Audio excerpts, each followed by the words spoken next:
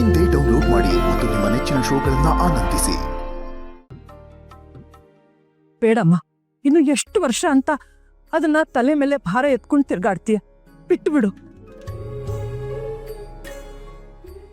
ಆ ಭಾರನ ಹೊರಗಡೆ ಬಿಟ್ಟು ಪ್ರೀತಿನ ಒಳಗಡೆ ತಂದ್ಕೋ. ನೆಮ್ಮದಿಯಾಗಿರೋದನ್ನ ನೋಡಮ್ಮ. ಅದೇ ತಾನೇ ಎಲ್ರಿಗೂ ಬೇಕಾಗಿರೋದು. ನನ್ನ ಮಗ ಅಂತ ಹೇಳ್ತಿಲ್ಲ, ಅಂಥವ್ರು ಲಕ್ಷಕ್ಕೆ ಒಬ್ಬರು ಸಿಗ್ತಾರೆ. ಅವನ ಮನಸ್ಸಲ್ಲಿ ಯಾವುದೇ ರೀತಿ ಕಲ್ಮಶ ಇಲ್ಲ. ಅವನು ನಿನ್ನ ತುಂಬಾ ತುಂಬಾ ಪ್ರೀತಿಸ್ತಾನೆ. ಆ ಪ್ರೀತಿನ ನಿನ್ ಕಳ್ಕೋಬೇಡ ಭೂಮಿಕಾ. ನನ್ನ ಮಗನಿಗೆ ನೋವು ಮಾಡಬೇಡ. ಭಾಗ್ಯ ಮಾತಾಡ್ತಾ ಇದ್ದಾರ.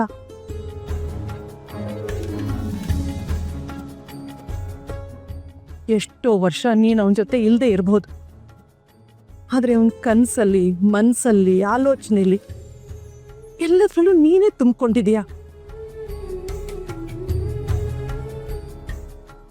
ಅವನು ನಿನ್ನಗೋಸ್ಕರ ಹಮ್ಮಲಿಸ್ತಾ ಇದ್ದಾನಮ್ಮ.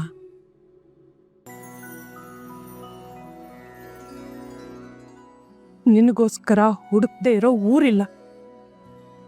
ಎಲ್ಲೆಲ್ಲಿ ಅಲ್ದಿದ್ದಾನೆ ಗೊತ್ತಾ ಅವನು.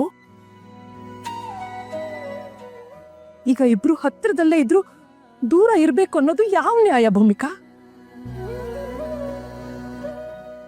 ಇದಕ್ಕೇನಾ ಅವನು ಇಷ್ಟು ವರ್ಷ ನಿನಗೋಸ್ಕರ ಕಾಯ್ದಿದ್ದು, ಪರಿತಪಿಸಿದ್ದು? ಹೇಳು, ಇದಕ್ಕೇನಾ?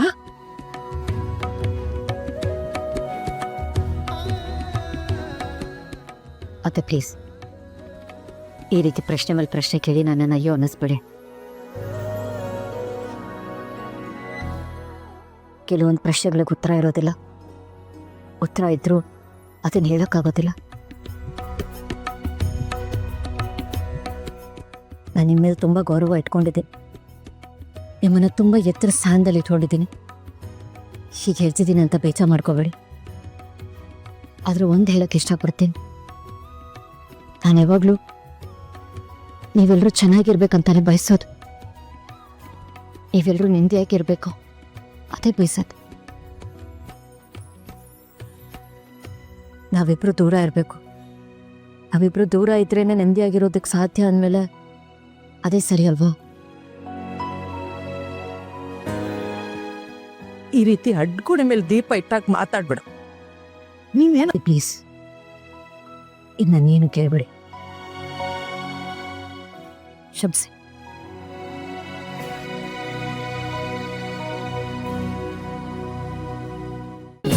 ಅಮೃತಧಾರೆ, ನನ್ನ ಅಮೃತಧಾರೆ.